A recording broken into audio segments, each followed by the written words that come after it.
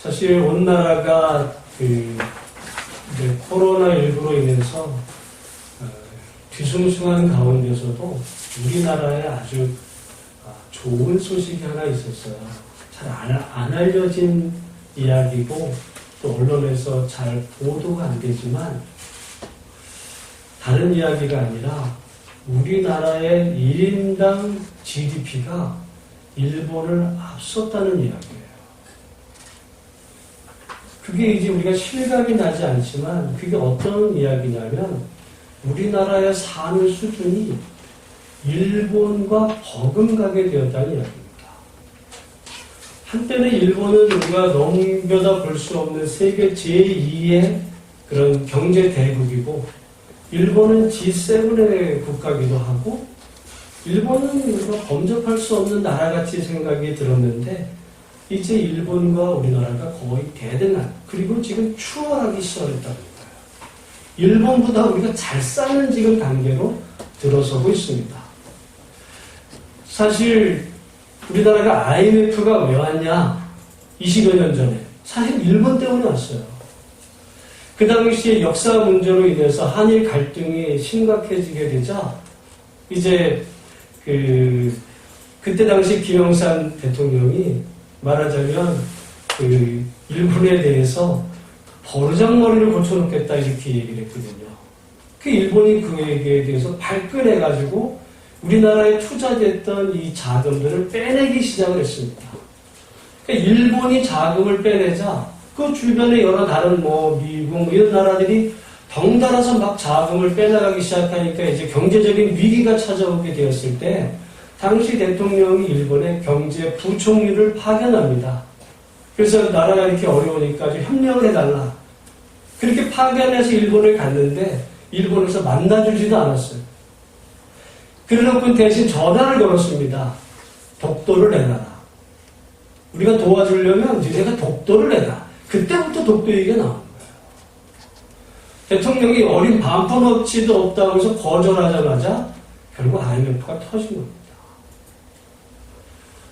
사실 작년에도 거의 그런 상황으로 갈 뻔했던 거죠. 작년에 대법원에서 이제 강제 징용된 사람들 재판에 대한 결과에 대해서 이제 일본의 책임이 있다. 이렇게 나오게 되자 그거에 대해서 일본 정부가 이제 발끈해가지고는 우리나라에 대해서 경제 보복 조치를 취한 거는 어떻게 보면 20년 전 IMF 상황을 그렸던 거예요. 그래서 여러분 그때 당시 뉴스를 보면 우리나라 가서 만날 때 이 사람들 거만하게 만나주지도 않고 막 이랬던 것이 니네들 두고 보자 이런 이야기였죠. 근데 어떻게 됐어요?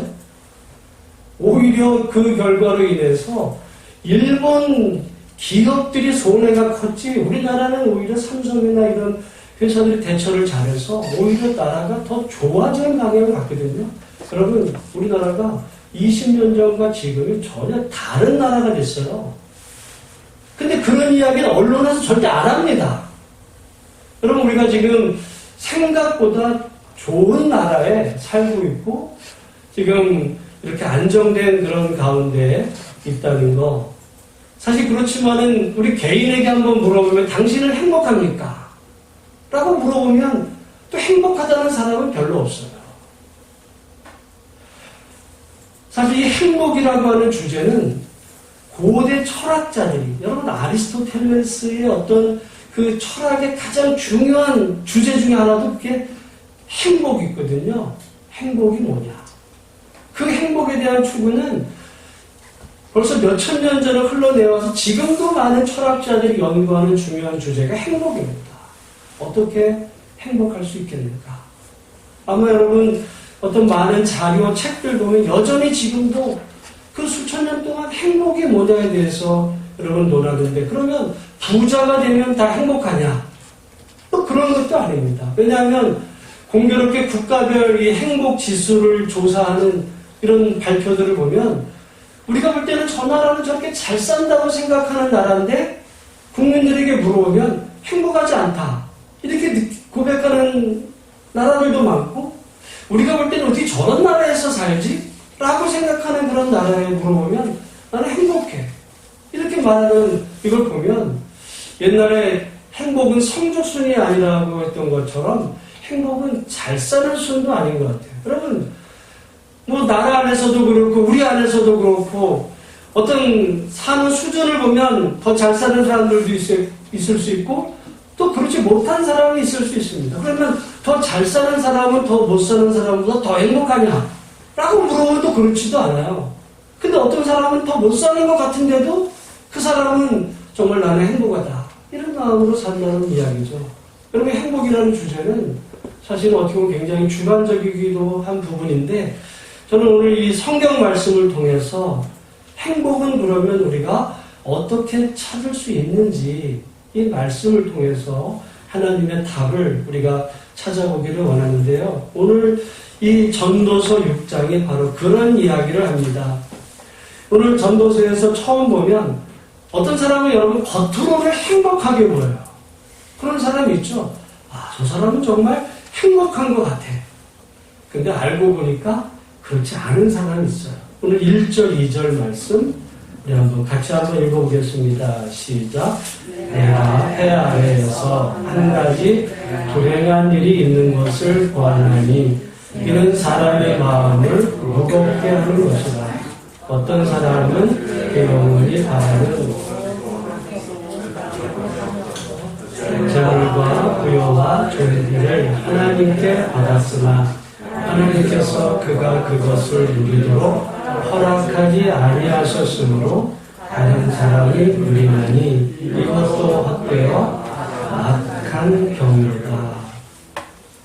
여기 어떤 사람이 있어요. 근데 그 사람이 지금 어떤 상태냐면 그의 영혼이 바라는 모든 소원에 뭐가 없어요? 부족함이 없어. 바라는 소원에 부족함이 없어. 여러분, 제가 지난주에 록펠러 이야기를 했습니다. 인류 역사상 최고 부자였던 록펠러의 마음의 소원이 부족함이 있어요, 없어요? 있어요. 부족함이 뭡니까? 지금보다 조금 더. 그러니까 사실 사람은 그런데 이 사람은 정말 부족함이 없어. 게다가 재물과 부여와 존귀를 하나님께 받았다는 이야기죠. 여러분, 사실은 재물과 부여는 같이 갈지 모르지만 여러분, 어떤 사람은 재물은 많을지 모르지만 사람들한테 존경을 못 받을 수 있어요. 부자인데 인정받지 못하는 명예죠. 그런데 이 사람은 지금 재물과 부여와 존귀를 하나님께 다 받았어요. 그러면 여러분, 이 사람 볼 때 다른 사람들이 보면 부럽겠어요? 안 부럽겠어요? 아, 부럽죠. 아, 참 부럽다. 돈도 많지, 재물도 또 부유하고, 그리고 존귀를 받았고, 마음에는 부족함이 없어. 그러니까 얼마나 부럽겠어요. 다 나름대로 부러움의 대상일 뿐만 아니라 어떻게 보면 존귀의 대상도 돼요. 존귀가. 참 귀하다. 그런데 그 사람에게도 문제가 있어요. 겉으로는 정말 행복해 보이는 모든 조건을 다 가졌지만 그 다음에 보면 그 사람의 문제가 뭐예요? 하나님께서 그가 그것을 어떻게 하도록 허락하지 않으셨대요? 누리도록. 여러분, 사람이 그럴 수 있습니다. 정말 땀 흘려 수고해서 열심히 잠 안 자고 모아서 정말 그 자수성가해서 이제는 내가 좀 허리 좀 펴고 이렇게 좀 노후를 좀 편안하게 이렇게 보내야 되겠다 라고 했는데 갑자기 덜컥 병에 걸린다든지 무슨 큰 사고를 당한다든지 아니면 목숨을 잃는다든지 그런 일이 있는 사람들이 주변에 있어요, 없어요? 있어요. 여러분, 그런 의미에서 보면 게다가 어떤 문제가 있냐면 누리도록 허락하지 않았는데 그걸 누가 누려요? 다른 사람이 누려. 나는 못 누려도 누가 누리면 좋겠어요? 내 자식이라도. 나는 못 누렸지만 내 자식이라도 누리면 좋겠는데 자식도 아니고 다른 사람이 누려. 저는 왜 다른 사람이 누릴까? 왜 그럴까요? 생각을 해봤어요. 자식이 없었겠죠. 자식이 없죠. 자기가 한평생 모아놓은 그거를 누리도록 그거를 물려줄 자식이 없는 경우도 있어요. 그러니까 남들이 볼 때는 다 좋은 것 같았는데도 그거를 누리지 못하면 여러분 어떻게 보면 수고는 했지만 그 해 아래에서 얼마나 수고를 했겠어요. 그걸 다 모아놓으려고. 아마 우리들도 지금 어떻게 하든지 정말 재물과 또 부요와 존귀 얻으려고 한평생 정말 뭐 적금도 붓고 뭐도 하고 뭐 장만하고 계획하고 미래 내가 뭐 하고 뭐 해서 다 하려고 했는데 나중에 보니까 남은 게 없어요. 누리지 못하고 그냥 하나님이 오늘 부르시면 거기서 그냥 다 두고 작별할 수밖에 없는 그런 인생이 있다.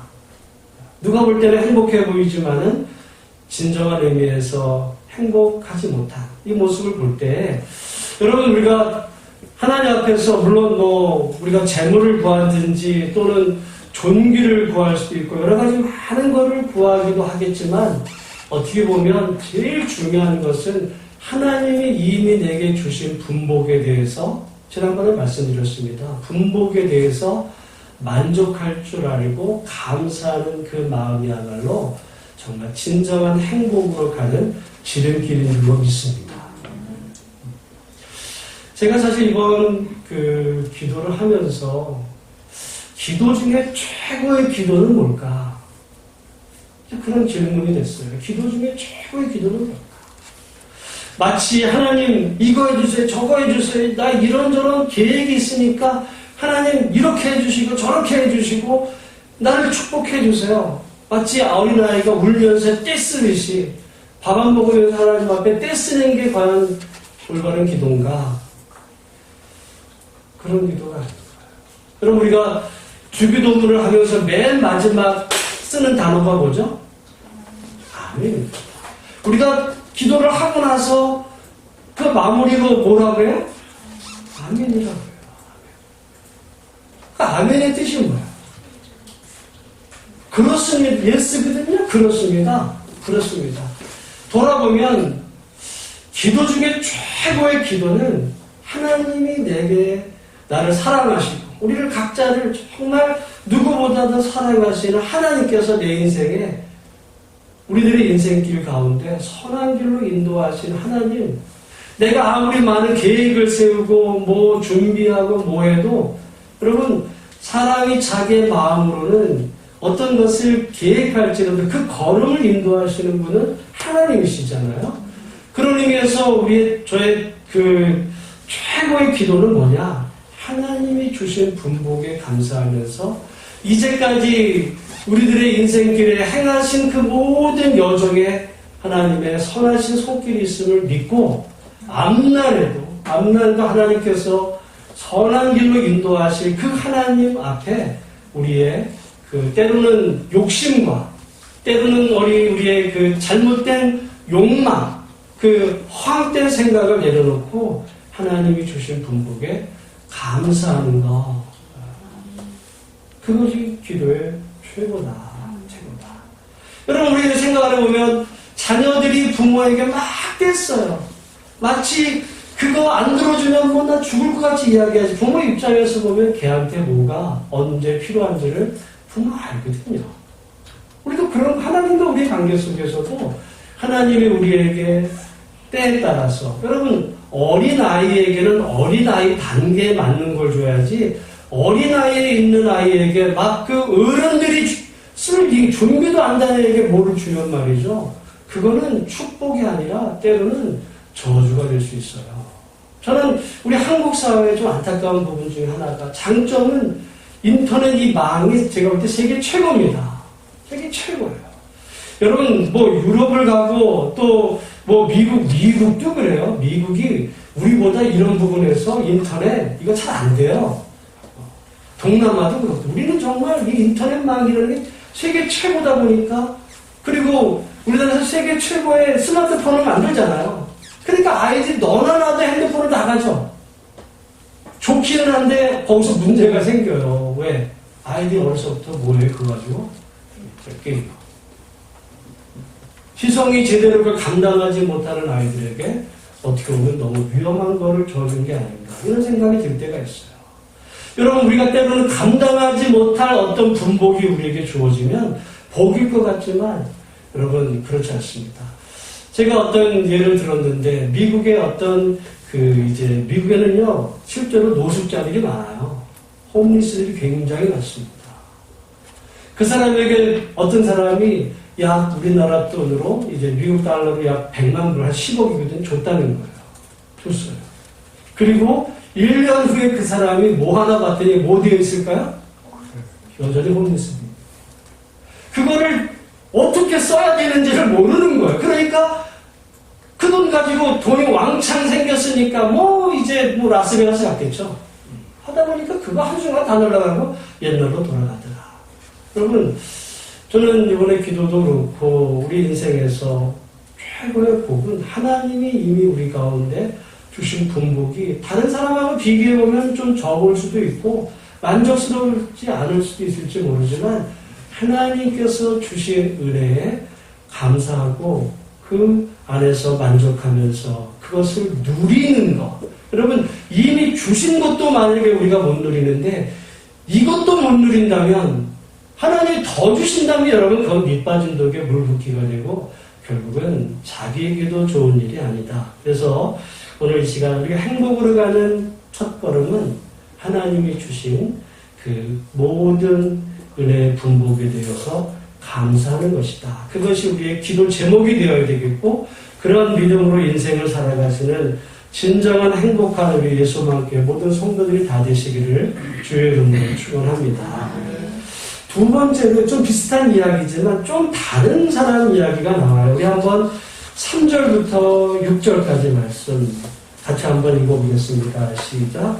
사람을 비로 100명의 자녀를 낳고 또 장수하여 사는 날이 많을지라도 그의 영혼은 그러한 행복으로 만족하지 못하고 또 그가 안장되지 못하면 나는 이르기를 낳게 된 자가 그보다는 낫다 하느니 낳게 된 자는 그때에 왔다가 어두운 중에 그의 영혼의 복이 햇빛도 보지 못하고 또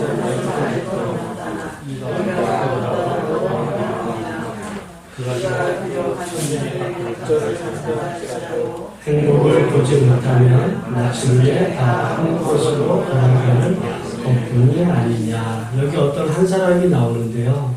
어떻게 보면 그 사람의 지금 가장 큰 장점이 뭐냐면 100명의 자녀를 낳고 장수했다는 거예요. 근데 그 앞에 사람하고 제가 볼 때는 조금 대비가 됩니다. 그 앞에 사람은 재물과 부여와 존귀가 있었지만 어찌 보면 장수를 못했고 자식이 없었어요. 근데 이 사람은 반대로 재물과 부여와 존귀는 없었지만 장수와 자녀의 축복을 얻었어요. 여러분이 만약에 둘 중에 선택이 된다면 여러분은 어떤 사람이 되면 좋겠어요? 여러분 당대에 부여와 재물과 존귀를 얻었지만 자식이 없어. 그리고 그걸 누리지 못하고 죽어. 근데 반대로 이 사람은 그 정도의 재물은 없지만 100명의, 여러분 근데 사실 100명의 자녀라는 것은 이 고대는 대부분 다 농경사회거든요.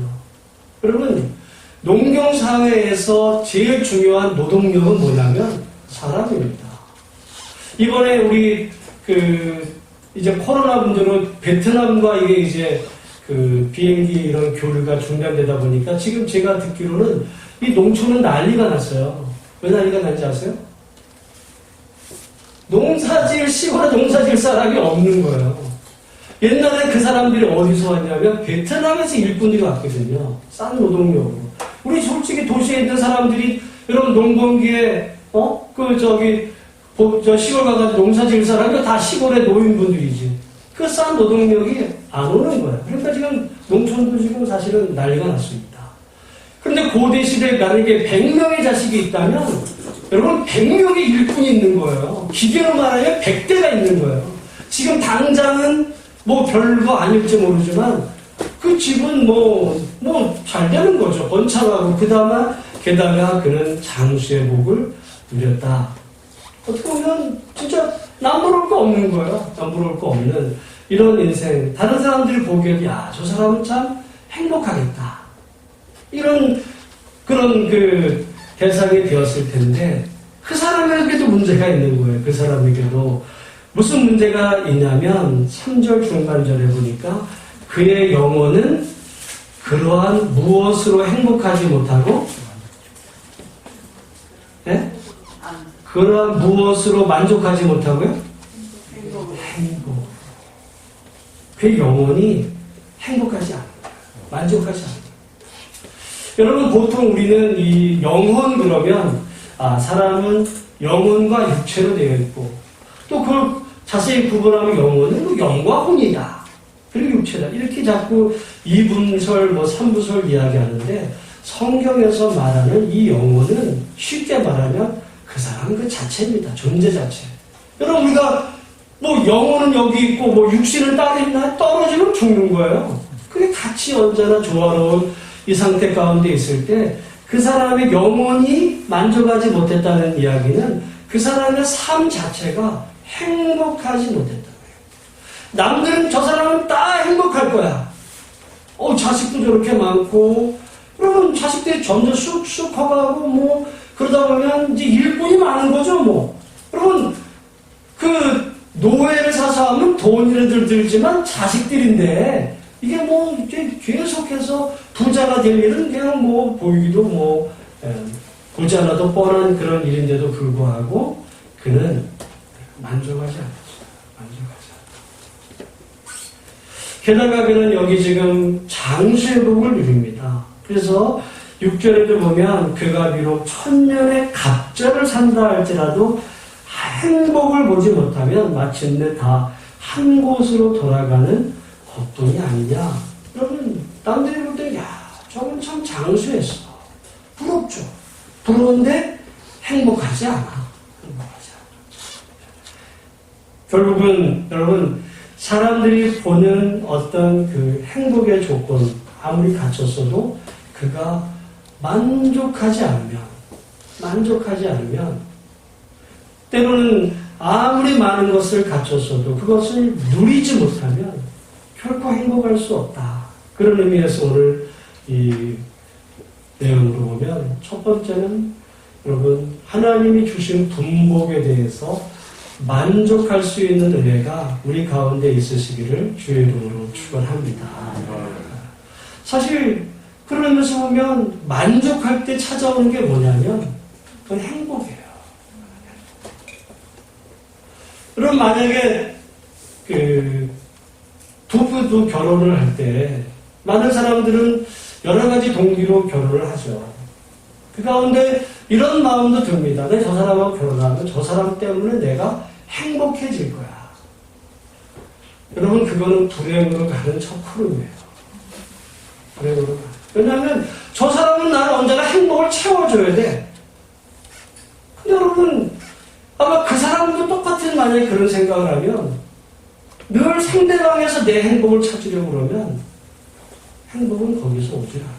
행복은 우리가 추구한다고 따라오는 것이 아니라 우리가 마땅히 해야 할 일들, 마땅히 해야 될 일들을 해가는 가운데서 현실에 만족하고 하나님이 주신 그 배우자를 존경하고 사랑하면서 살아갈 때 행복은 따라오는 것이지, 내가 저 사람 때문에 행복해지고자 하는 순간 우리는 이미 발걸음을 불행으로 가는 그곳에 올려놓은 것에 다름이 없다라고 보면, 여러분, 오늘 본문에 어쩌면 오늘 우리가 바라는 이 모든 내용들이 여기 다, 어떤 사람은 부자죠, 또 존귀도 얻었죠, 만족, 자기가 어떤 그 소와 더 이상 바랄 수 없을 만큼 많이 가졌어요.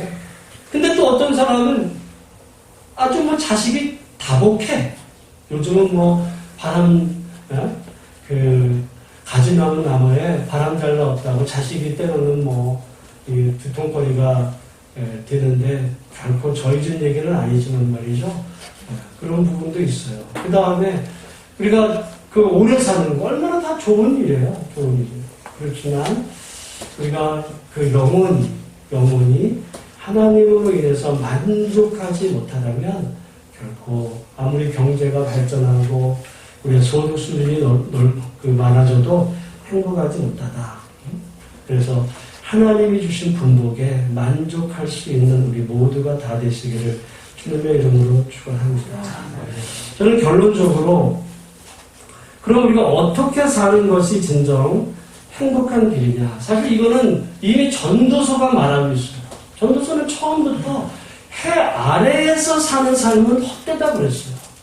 그러나 반대로 여러분 그 부정의 부정은 아주 강한 긍정이거든요. 아주 강한 긍정으로 이 전도서는 결국 헛된 인생에 대한 이야기 아니라 정말 보람된 인생에 대한 이야기를 하는데 그것은 해 아래의 관점에서 사는 것이 아니라 해 위를 바라보면서 그래서 그 해 위란 다른 것이 아니라 하나님의 나라와 그 의를 위해 살면 이 땅의 모든 것은 하나님이 채워주신다. 그런 줄로 믿습니다. 제가 사실 이번에 그 기도원에서 기도하다가 누가복음을 이제 이렇게 새롭게 읽는 가운데 다시 한번 1장의 말씀에 좀 깨달은 부분이 있어요. 지난 이제 그 사가랴 이야기 설교를 잠깐 해드린 적도 있었는데 여러분 당시에 제사장의 수가 약 8,000명가량이 됐기 때문에 어떤 제사장 한 사람이 그 성전에서 자기 직무를 수행한다는 거는요 생각을 해보면 여러분 하루씩만 해도 1년이면 365명밖에 안 됩니다. 10년 하면 3,650명이에요. 20년에 한 7,000명 되고 나면 한 번 돌아온다는 거는 어떻게 보면 잘못하면 20년 만에 한 번 자기 평생 제사장으로 살면서 한 번 돌아올까 말까 한 그 사가랴가 성전에서 분향하며 밖에서는 제사장들이 기도하고 있었어요. 여러분 저는 생각해 볼 때 그 사가랴가 일평생 한 번 온 그 기회에 성소에서 무슨 기도를 했을까? 물론 그 앞에 보면 사가랴가 나이는 많았지만 뭐가 없어요? 자식이 없어. 그러면 사가랴가 일평생 한 번 온 기회에 성전에 들어가서 하나님 저 자식 없는데 나에게 자식 주세요 그 기도했을까? 세상에 자격도 없겠죠. 일평생 한 번 온 기회를 거기 가서 그 기도를 드려요. 그래서 이미 제가 다니엘서부터 시작이 된 이 선지자들의 이 기도 가운데 가장 중요한 기도가 하나님 나라를 위한 그 회복의 기도였을 때 사가랴도 분명히 그 안에서 하나님 나라의 회복에 대해서 기도하고 있을 때 그 성전 밖에서 제사 그 백성들도 함께 기도하고 그런데 뜻밖에도 주의 천사가 나타나서 사가랴에게 뭘 주시겠대요? 자식을 주시겠대요. 저는 옛날에는 그냥 사가랴도 자식을 달랬겠지 우리가 그렇게 생각을 해보는데 그것이 아니라 상황을 생각해보면 사가랴의 기도는 하나님의 나라를 위해서 기도했어요. 그랬더니 그가 구하지도 아니한 자식의 문제를 하나님이 주신다고 하니까 사가랴 깜짝 놀라잖아요. 내가 나이가 들었는데 저는 그 처음에 이상했었는데 생각을 해보고 말씀을 볼수록 사가랴가 기도하는 것은 자식 달린 기도하는 게 아니라 하나님의 나라를 위한 기도를 했더니 하나님께서 그가 구하지도 않았던 그게 정말 문제였던 그 자식을 그냥 아들도 아니고 정말 주가 오실 길을 예비하는 사자로서 세례요한을 주시는 이런 기도. 여러분 우리가 때로는 낱낱이 기도 제목을 삼아가지고 1번부터 10번까지 요거 해주세요 저거 해주세요 그냥 마치 하나님 앞에 청구서 내밀듯이 그래야 하나님이 들어주시는 것 같이 생각을 했지만 우리의 기도가 그러지 않을 수 있어요. 우리가 하나님의 나라와 의를 구하고 그 뜻을 살면 주님께서 분명히 약속하시잖아요. 먼저 그의 나라와 의를 구하며 먼저 그렇게 살면 네가 구하지 않은 그 모든 나머지는 하나님이 채워주신다. 여러분 오늘 우리가 행복한 삶을 사는 것은 아까 말씀드린 하나님께 맡기는 거죠. 우리 인생에 주어진 모든 상황에 대해서 하나님께 맡기고 하나님의 나라와 의를 구하며 살 때 우리의 모든 필요는 하나님께서 섬세하게 도우시고 때로는 사람도 고쳐주시고 선한 길로 인도해 주실 줄로 믿습니다. 제가 그래서 이번에 기도하는 가운데 지나온 제 어린 시절부터 이제까지의 삶에 대해서 한번 이렇게 돌아보는 시간이 됐는데요. 하나님 앞에 회개할 부분은 하나님 저에게 주신 게 사실은 너무너무 많더라고요. 너무너무 많았는데 제가 그것을 제대로 활용해보지 못하고 살아왔어요. 하나님 앞에 일단 죄송했습니다. 어떻게 보면 저에게 주신 그 자질은, 조건은 사실은 분에 넘치는 것이었는데 하나님의 기대만큼, 그래서 우리 부모님은 얼마나 속이 터졌을까. 이제 어머니에 대해서도 죄송하다는 마음을 사실은 가지고 내려왔어요. 여러분, 우리 각자에게 하나님이 주신 이 모든 분복이 있는데, 여러분 그 분복에 감사하면서 믿음으로 살아가면, 여러분 행복은 뭐 큰 데 있는 것이 아니라 어떻게 보면 소소한데, 만족하며 살 때 행복은 저절로 우리에게 따라오게 되는 줄로 믿습니다. 그리고 분명한 것은 아까 그랬잖아요. 하나님께 맡기는 것이, 다른 말로 하면 하나님 말씀대로 사는 것이 행복한 삶입니다. 여러분 따라할까요? 하나님 말씀대로 사는 것이 행복한 삶입니다. 우리는 때로는 행복해지기 위해서 말씀대로 안 살려고 할 때가 있어요. 내가 하나님 말씀대로 살면 행복은 멀어질 것 같아. 그래서 내 행복을 위해서 때로는 하나님을 좀 멀리하기도 해요. 근데 우리가 잘 아시는 대로 하나님이 에덴을 창설하시고 그 위에 아담과 하와를 주시고 거기 선악과를 만들었을 때 아담과 하와가 말씀이 아니라 자신들의 행복을 위해서 결국은 선악과를 먹어버리거든요. 그 결과는 불행의 시작이 됐어요. 개인만이 아니라 대대손손. 여러분, 오늘 우리가 행복해지기 위해서 말씀을 떠나면 그건 행복이 아니라 불행으로 가는 그 첫걸음. 아예 불행으로 가는 여러분 엘리베이터를 탄 거와 다름이 없다. 결국은 우리가 하나님께 맡기는데 그의 또 다른 표현이 있다면 기도로 맡기고 말씀에 순종하는 것이다. 제가 기독교가 뭘까? 기독교가 뭘까? 여러분, 참된 신앙은 다른 게 아니라 하나님께 모든 것을 맡기고 하나님 말씀대로 사는 것이 참된 기독교인 줄로 믿습니다. 하나님께 맡기고 말씀대로 사는 거예요. 여러분, 사실은 말씀대로 사는 게 어떻게 보면 쉽지 않을 수 있어요. 쉽지 않을 수 있어요. 그러다 보니까 말씀에서 이렇게 읽다가 조금 부담스러운 부분은 제껴. 왜?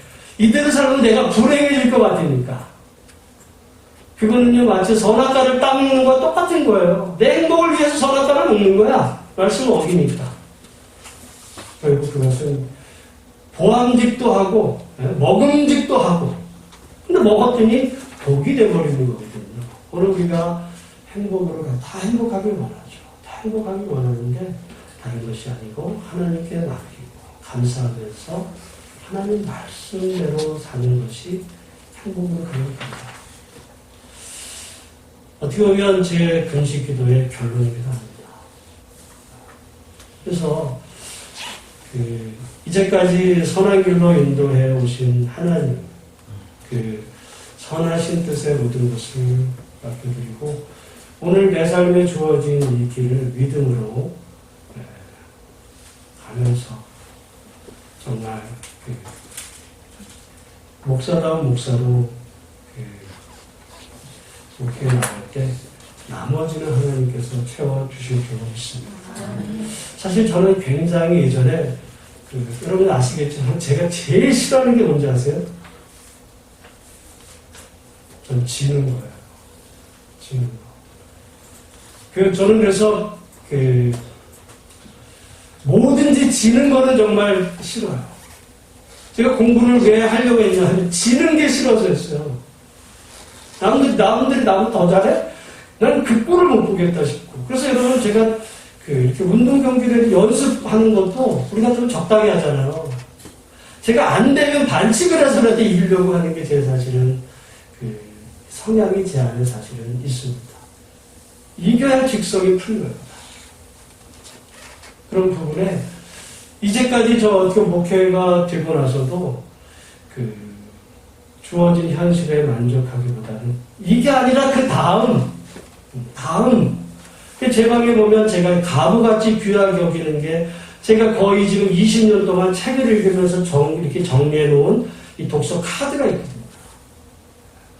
그거 정말 제 가부처럼 여기고 어떤 때는 내가 만약에 여기 불이 나면 내가 제일 먼저 가져갈 게 그거다라고 생각할 만큼 되게 소중했던 그런 건도 지금 현실가 아니라 그 다음에 그러다 보니까 우리 가족한테 미안했던 거는 가족과 이렇게 같이 정말 뭐 여행도 다니고 또 밥도 같이 먹고 집에서 아이들하고 놀아주고 그런 시간이 거의 없었어요. 왜냐하면 나는 해야 될 일이 있고 나는 지금보다 더 다음 단계가 있다 생각을 늘 하면서 그렇게 살아왔는데 돌아보니까 그것도 아닙니다. 그래서 오늘 말씀에 여러분 하나님께서 오늘 내게 주신 모든 분복에 감사하며 말씀대로 사는 것이 행복으로 가는 지름길이다라는 생각을 하시고 정말 해야 내가 아니라 하나님 나라 위해서 살아드리는 우리 모든 복된 성도들이 다 되시기를 주의 이름으로 축원합니다. 기도하겠습니다. 하나님 아버지